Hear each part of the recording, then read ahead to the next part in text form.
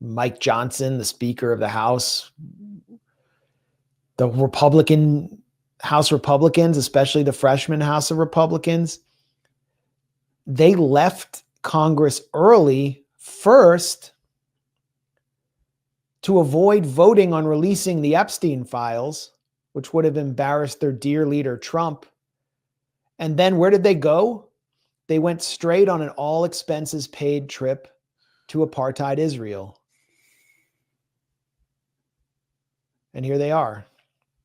Randy Fine's right behind Netanyahu. Randy Fine, the obvious glutton who says that people in Gaza deserve to starve. But these are just kind of like a who's who of congressional Republicans. I think are there some Democrats in there as well? I see Dan Goldman back there. The Democratic Gaza Holocaust Caucus was there too. No, that's a different Goldman. All right, it's a different Goldman. We're blessed to have multiple Goldmans in Congress. Goldmans who serve Israel, and this is a C Goldman, not Goldman. Well, Goldman sucks, not Goldman's, but Dan Goldman, the Democrat, for those who don't know, is an heir to the Levi Strauss fortune. Yes, and he was born with a silver foot in his mouth. Yeah, he is one of the biggest arch Zionists in Congress, and even he is criticizing Netanyahu's reoccupation plan. But those are the Republicans. Will Hurd, I see there, former CIA operative, who is actually a friend of Phil Riley's, who had Safe Reach Solutions, which is now in charge of the contract for the Gaza Humanitarian Foundation.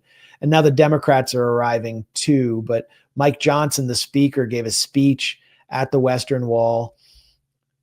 This is what if you want to be in power in Congress, you have to kiss the wall. It's not loading for me for some reason.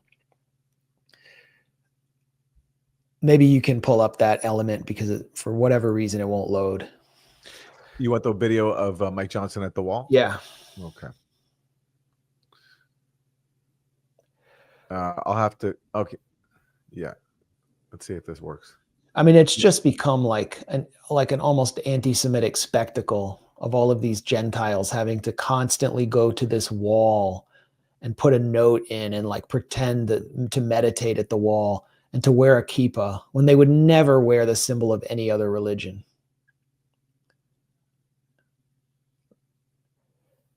Like, is he going to do yoga with Modi? I don't think so. Yeah, I don't know what's wrong with this clip. This isn't working. All right, well, it's not working, but it was a pathetic display by Mike Johnson. I came across, I kind of like brushed shoulders with Mike Johnson when I was in Congress the day that I confronted Randy Fine. And earlier, I was sitting there with Liam Cosgrove, who's been a longtime Grayzone contributor, did some great work for us at the State Department, and was manning a booth for Zero Hedge and was interviewing various Republican members of Congress. And I was watching him interview Jim Jordan. He's the chair of the Judiciary Committee in the House, right? Yeah. Yeah. And he asked Jim Jordan, do you have any problem with Israel committing genocide in Gaza? He just put it to him, like, do you think we should possibly, because Jordan had just condemned aid to Ukraine. He said, do you think we should use aid to Israel as a possible tool to get Israel to end this war? And Jim Jordan said to him, and I'm paraphrasing slightly, he said, Israel is not a foreign policy issue. It's a spiritual issue that exists above all other issues. And I love Israel with all my heart. And I've been there on 6 trips and I plan to go again. And that was his response. He just had this like glassy look in his eyes when Israel came up. And he really meant it. For Mike Johnson, who is the lawyer for the Creationist Museum in Kentucky, where they argue that there was like an actual Flintstones level reality on Earth where like Adam and Eve walked alongside the brontosauruses and like rode around on dinosaurs. That's their reality. And they actually believe that in a complete distortion of a quote from Genesis, that he who blesses Exodus, that he who blesses Israel will be blessed. Well, here is another version of the Mike Johnson clip at the wall. Let's listen to it. Mike Johnson, the 56th Speaker of the House of Representatives in America. We're here with a delegation of members of the House.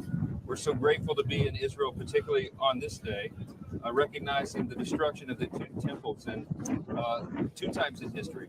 But it is such a moving time for us to be here at the Wailing Wall. We've offered our prayers. We put our notes into the wall as just traditional.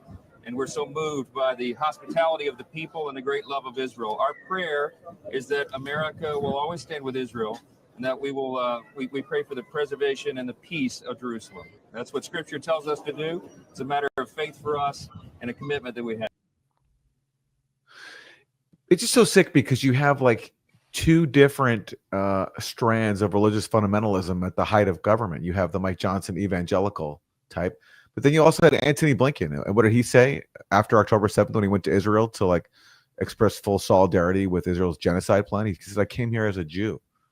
Yep. So you have like, it's sort of a secular attachment, passionate attachment. Yeah, but it's like just as it's ultimately the similar kind of like religious zealotry. Like he's coming not as a Secretary of State, but as a Jew to express his fidelity to Israel. And that's what Mike Johnson is too, from a evangelical Christian perspective. Yeah. Which is why this is not going to end up well for the Jews. It's going to head in an anti-Jewish direction when Americans realize, millions and millions of Gentiles start to realize that they're paying for a second country for Jared Kushner, Rabbi Shmuley, and Howard Lutnick. It's not going to work out well. So these scenes, I think, are just the fuel for anti-Semitism. And it's why people are increasingly, young Republicans are increasingly turning against Trump. But then you just have this strand of Christian Zionism in the Republican base that's still really strong among the boomers and among the Christian right. The Christian right is really a key factor in Donald Trump's durability and why his base hasn't completely turned on him. You have this obviously sleazy guy. We'll cover that a little later, who's accused of sexual abuse by many women, and the Christian right just stands with him. And it's because they've been weaned on this theology, which is little more than a translation of maniacal neocon war plans. And here you see it expressed in a recent sermon by Pastor John Hegy of Cornerstone Church in San Antonio, Texas, which is really the base of Christian Zionism. John Hagee's Christians United for Israel was set up by AIPAC. And I mean, this is what Fox News boomers are feasting on every Sunday. This is the brain slop they get when they're not watching Sean Hannity, who wears like an Israel and CIA pin on his lapel. What nations are going? Oh, we lost the video. It's probably my bad. Put up again. Detailed the coming Russian invasion of Israel as the Gog-Magog war of Ezekiel 38:39. Ezekiel 38 verses 1-3 says these things. That God is the leader of the invasion, so he's a man. So just for fun, let's say that this is Vladimir Putin. Magog, according to historian Josephus, represents modern-day Israel. Ezekiel 38:3 mentions the word Rosh, which definitely is Russia. Russia is leading a group of nations in an invasion of Israel in the future. The nations coming with Iran against Israel, as recorded in Ezekiel 38. Turkey, Syria, Libya, and Germany. Those are all there. God is warming up his pitching arm when these armies begin to come against Israel. The result in Ezekiel 39:2, I'm going to leave but a sixth part of you, meaning God is going to destroy 84% of that invading army. Hello, Mr. Putin. Israel is going to be Russia's graveyard. What? So Russia is actually in the Bible, according to Pastor John Hegy. Russia's in the book of Revelations, and Russia is going to come against Israel, where Russia has 1.5, where there's 1.5 million Russian Jews living, and Russia has pretty good relations with the government. But I mean, all he's doing is filtering the Project for a New American Century through the book of Revelations for Fox News boomers. And this component of Trump's base is really a holdover from the George W. Bush administration and the so-called war on terror, which is also a base for neoconservatism in the Republican Party. And they are much stronger than this emerging America First faction headed by Marjorie Taylor Greene and other figures in the GOP or on the right that's skeptical of Israel. They're much stronger. They vote in every school board election. They participate in those elections. They vote in every city council election. They're all about voting. They're completely reliable, and they decide judicial nominations that Trump takes. That's the Faustian bargain the Christian right made with Donald Trump, is they'll get control of the judiciary and Trump's foreign policy where it matters, which is Israel. And they'll vote for a guy who is a completely depraved pervert because all they care about is power and their own agenda. And so Mike Johnson going to Israel is a reflection of that long-standing trend in the Republican Party, even as we see younger right-wingers tell pollsters that they're disgusted with Trump.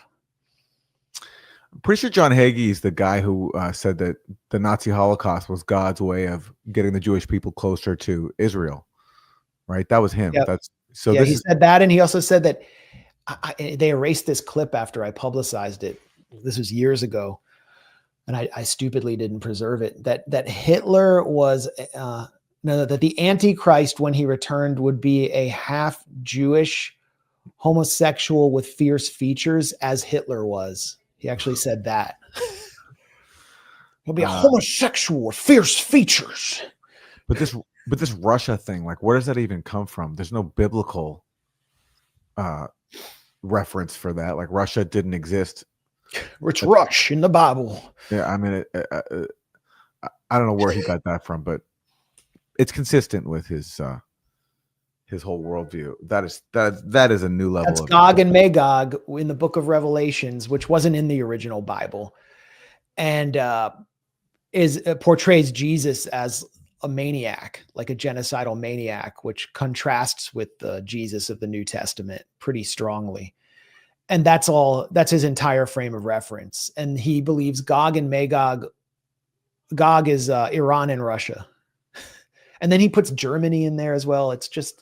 But Germany is sort of the EU and the seven-headed Hydra and the United Nations. I mean, it all kind of intersects with neocon theology.